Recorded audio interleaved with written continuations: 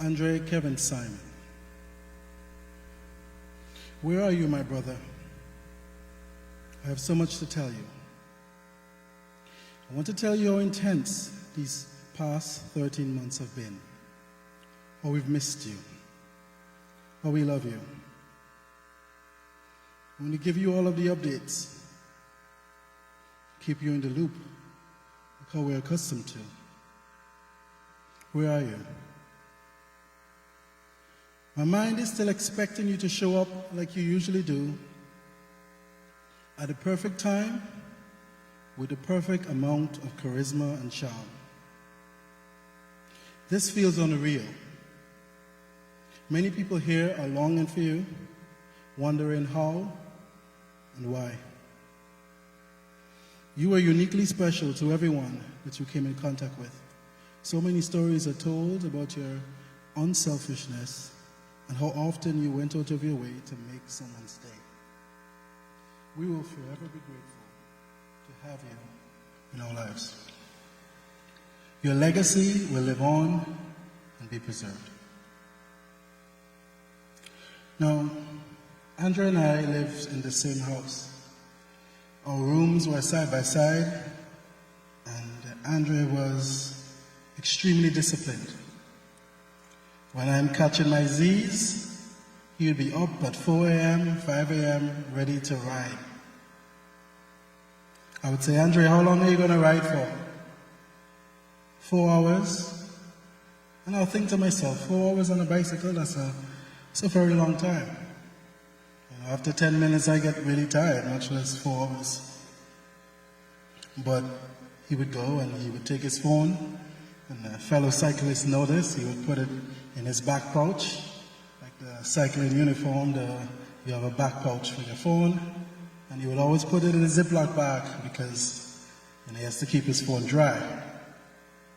But he didn't like how the keys felt on his back, so he would always leave his keys. Always. So when it's time for him to get back home, he would come to my window and knock. Dwayne, open up for me, please?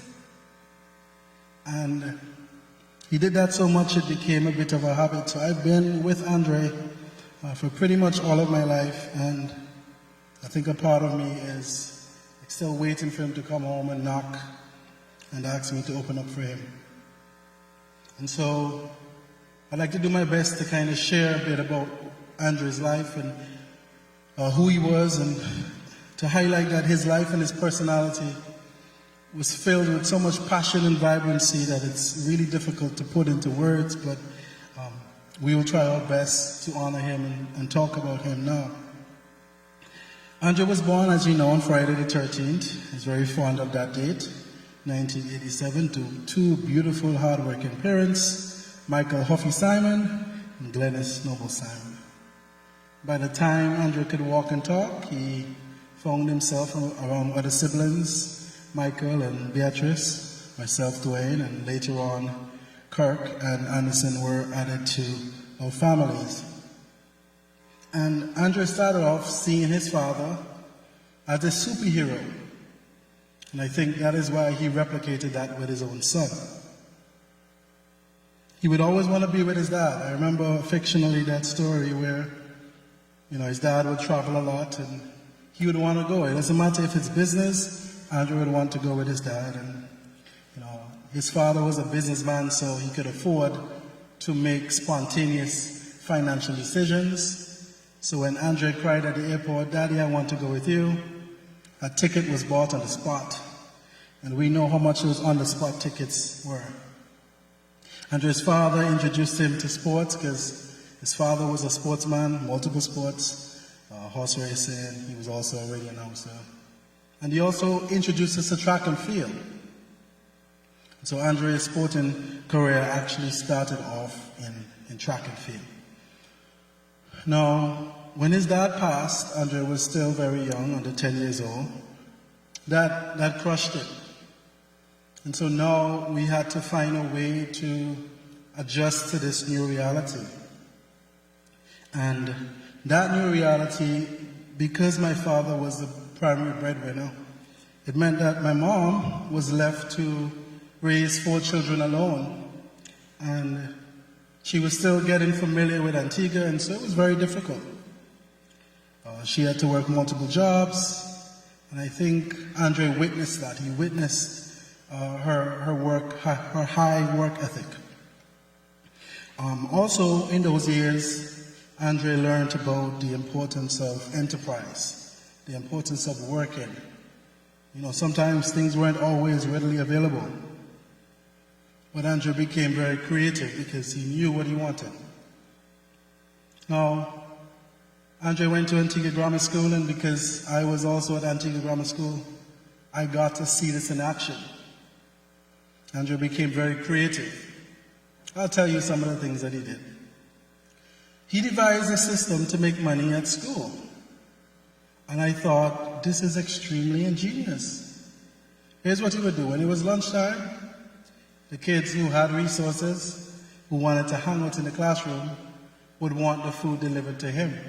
He said, hey, give me a list of what you want. I'll go quickly, because he was an athlete. He'll go quickly, get all of the orders, and come back. But you have to pay him $1. Now, the reason why this was genius is because there are 2 break times. And if at 1 break time, he gets 10 orders, you can imagine how Andre began to generate income right there as a young teenager. He wrote me into his enterprise because he understood supervisor, assistant. And so I would do the runs with him. And so we were able to make resources. Also, we tried to keep our father's landscaping business alive. So as students, sometimes very early we wake up and go and try to do landscaping and then go back to school. And I think that's something that people take for granted, but Andre recognized that it is possible to work and study. And oftentimes that's not a lesson you have to learn at that age, but he did. You know, and it worked out for him. Another story I want to share is that although Andre would make money at school, he did not necessarily want to squander those resources. So we went to school at grammar school, and we lived in Painters. So you'd say, Dwayne, let's walk home. If we leave early, we can beat the people, beat the other people who live in our community. And so as soon as the bell rang, we would begin to walk. And as we were walking, we would see our classmates who lived on that route. They would pass us, and they would laugh, kyak, kyak, kyak. And Andrew didn't like that laughter. I didn't like that laughter. So we stopped. But I think those experiences did something to him. It made him recognize that as he gets older, we want to work so hard that we never have to get to that state again. And that helped to drive Andre, in addition to his competitive edge. He moved on to Antigua State College, where I was very proud of him because at that time I wasn't very into school. I wasn't as focused as he was. He would be home studying. But while he was a student at Antigua State College, he actually helped to write a Cape Advanced Math textbook. You know, so Andre, he was a bit of an academic, although he never spoke about it. If you get close to Andre, you recognize that he enjoys very interesting intellectual things, like playing chess all day or watching the stock market all day. But when you come around him, he's not going to push that into your face. He's going to focus on other things. I think my mom had a loving formula that helped to keep us together. And she got it from her mom, and it was something that I think was very powerful. And a lot of people have asked, you know, how is it that the Simon family is so strong and so you have such a firm bond? It's because of my mom. And every time I talk about mommy, I get emotional, so I have to watch how I get through this section. But mommy, her philosophy was, if you do these 3 things, we'll be fine. The first one was to stick together and love each other. Love each other hard. That's the first thing. Because in those trying times, that love helped to be the glue. It helped us to keep us together. That was the first thing. The second thing was to trust God. And we're truly grateful to God for everything that He has done. And the third aspect was to work hard. Work like your life depended on it. Because as a single mother of four, in some cases, if we did not, our life really did depend on it. So those three things coupled together caused something very unexpected to happen. It caused us to fuse together, to glue together, to connect us in a very powerful way that I've never seen in my life. And so this was so deep that it doesn't matter where we are in the world, we're connected. And so when Andrew was involved in the accident and he got hit, it was like we all got hit because we're one. So Andrew graduated from Antigua State College in 2016. He started to work. He started to pick back up his life and his love for sports. And he was involved in multiple things. And you heard from the tributes, he would have been involved in cycling. After cycling, you had triathlon. He also helped to start the Antigua Barbuda Canoe Association. And it's weird because you never hear of one individual starting entire athletic organizations, funding them, trying to get them going, but he did. And then he landed with cycling, which we'll talk about a little bit later. But Andre used the winning formula that he got from his mom and what he cultivated, the pioneers. And he lived, I think, by this mantra that if you work really hard, you can be the top at anything you put your mind to. And Andre did that over and over again. Persons who were with him in his formative years would know that Andre was a basketball star. When he was at Antigua Grammar School, he got MVP almost every season because he put his mind to being the best. And he recognized, okay, if I'm going to go to track and field, I'm going to bring home the goals. Now, I would say what I was doing for comedic relief, I was not taking sports that seriously, but my whole family was. So when Andrew would win enough, he would qualify so impressively that he got to travel. They could not leave the youngest one home, so I got to travel too. And I will watch him win and win again. And as he changed fields, he dominated. And so he realized that this philosophy could be applied to every aspect of his life. And so he did so with sports. He got into cycling and he identified who were the top persons in the game. Persons like Giant Roberts and Marsh and so forth. Giant Bridges. And he made up his mind that he's going to be number one. And in a couple of months, Andre started to get trophy after trophy after trophy. And his sister was there at every race, cheering him on. He applied that formula of being the best he can be to everything, to friendships. Andre was extremely magnetic and charismatic. He was the life of the party. I was the party pooper. If he had a party, I would think about cleanup logistics and who's going to do that and who's going to do this. But people gravitated towards him. And it was so infectious that my sister and I would find it interesting because just by him being home in Painters, people would want to come. Well, my sister and I thought, well, what are you coming for? They just want to be in his presence. They just want to glean from him and be in his aura. And when he travels, no one comes to visit. So I tell my sister, wait, Beatrice, we don't have any friends? What's going on? You know, and it doesn't matter who you are, Andre would want to be close to you. He would want to bless you. And I think it was connected strongly to his childhood because he did not care about things like formalities. He cared about people. He came to me one time and said, Dwayne, he don't like meet and greets, and he doesn't like networking events because the universities will try to get him to go and network and give out your card and smile and geek. And he didn't care about that because he remembered the struggle. He remembered that people are people.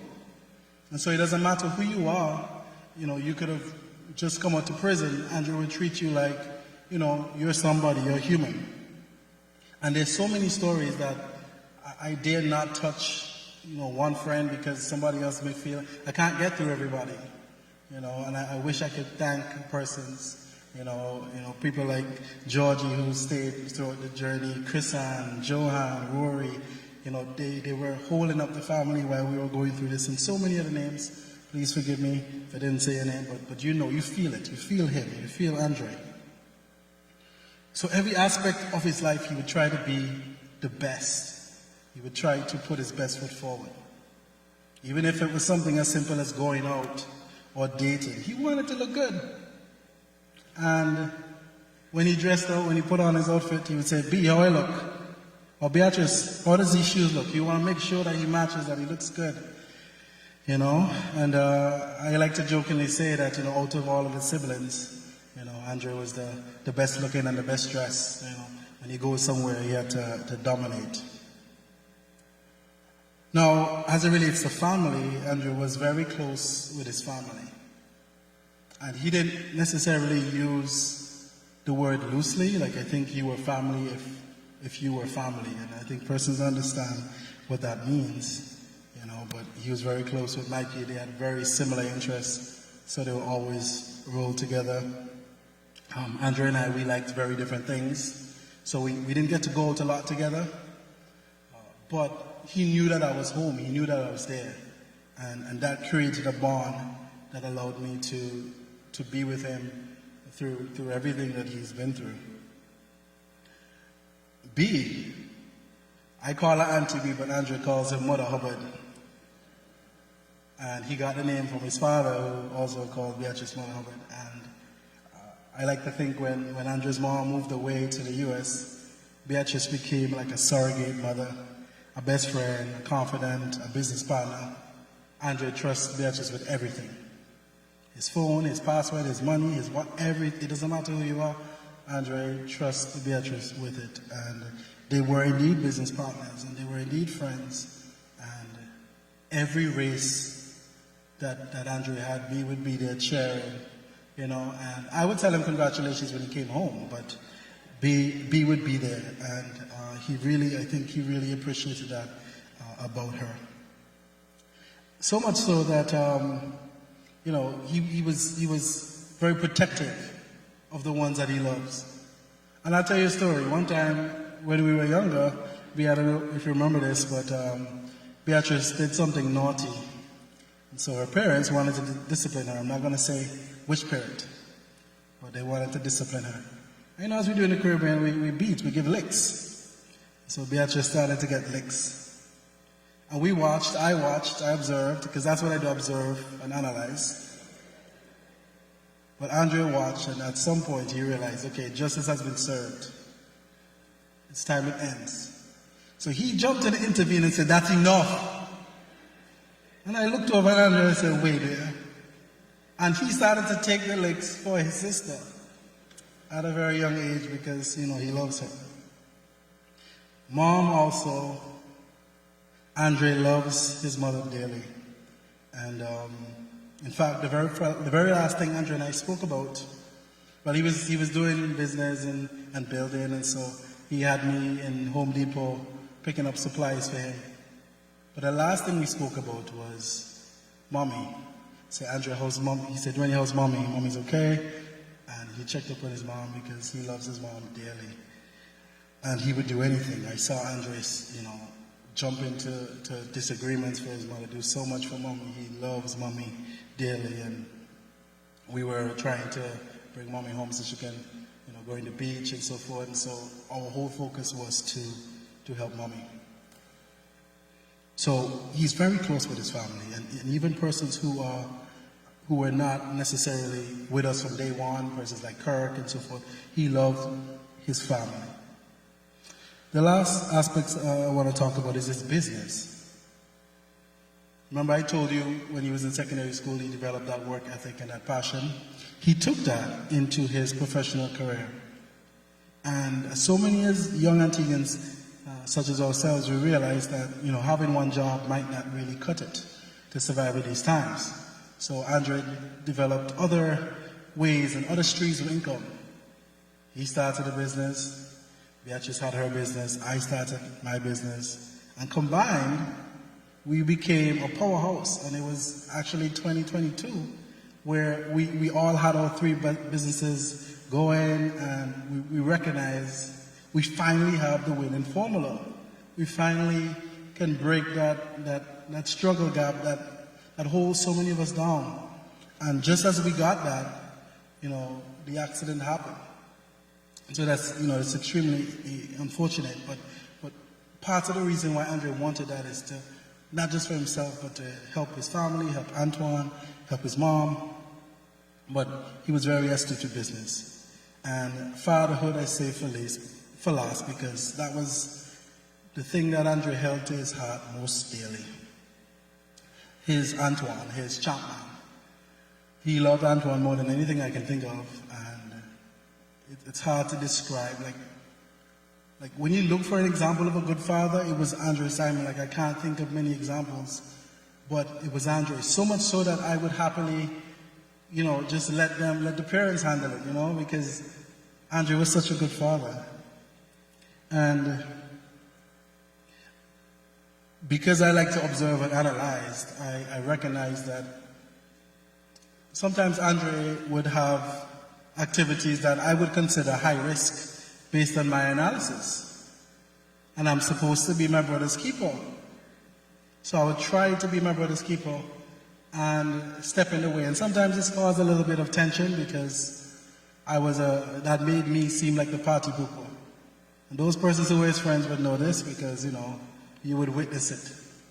But, for example, if you wanted to go out and have fun, I say, Andre, see the time? It's like, it's late, What's going to happen when you go? Are you going to be driving home? And when I was younger, I would even, hide his car keys because I would try to be my brother's keeper.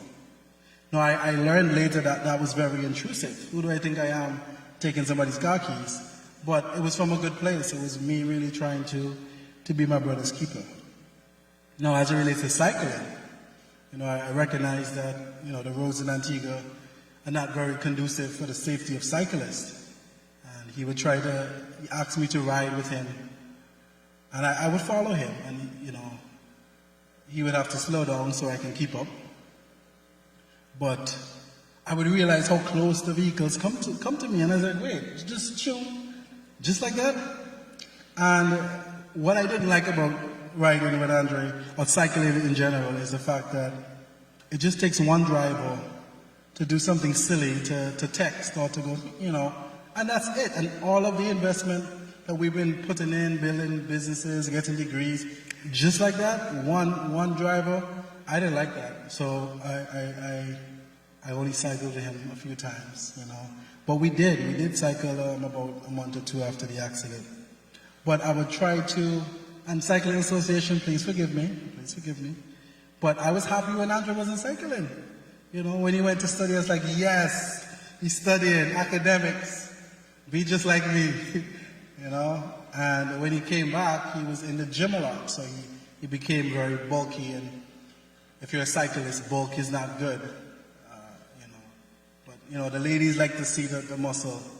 But all of that weight slows you down on the bike. So he had to lose the weight. And so, guys are trying to say, Andre, come back to the sport, make a comeback. I was like, no, Andre, stay with me. Let's bulk up. Let's go to the gym. Matter of fact, I will go to the gym with you. We went and paid for the extreme gym membership so that we can stay bulk. I said, Andre, I'll follow you. Let's get big together. But I say all that to say, he wasn't happy staying away from the thing that he loved. And so passion is passion. And for me to get in the way of passion, to get in the way of his family, because that's what you were, a cycling association. You were a family to him. And I think if you look at all the different sports, the reason why I think he picked cycling, why he liked that so much, is because the camaraderie, the brotherhood, you ride miles together, talking and laughing and sharing stories and confiding in each other. And he wasn't happy if he wasn't on the bike. And so, we supported him and we said, okay, Andre, we got you. And so as I wrap up, I would just like to share briefly what I think Andre some things he would want us to keep in mind going forward, because I do believe that God gave us a gift. Now, all of this hurts. It hurts a lot, and the pain will linger for a long time, but I think Andre and God had a meeting, and they said, hey, we're going to give the family and the people he loves a gift. And I think that gift was Andre staying with us for an additional 13 months. And I'll forever be grateful to God for that.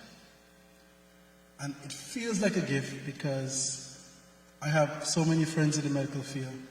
And about 2 days after the accident, one of them told me, Dwayne, I've seen many accidents, and based on Andre's report, he should have died on the spot. I didn't want to tell my family this because that's heavy news. So he told me that everything after this is pretty much like a blessing. And many persons may not know this, but the day before Andre died, he was supposed to be discharged. And I don't know if that's a coincidence. I think between God and Andre, they recognized that had Andre died on the spot, the impact would have been too hard for the family and for those that he loved. So he kept on writing. He kept on pushing. He kept on trying to give us ways to communicate and to let us know that he's there, that he loves us. And I think that being able to see him and to walk into a room and say everything we have to say and hug him and love him and let him know we're there, I think that sort of made the blow a little bit easier.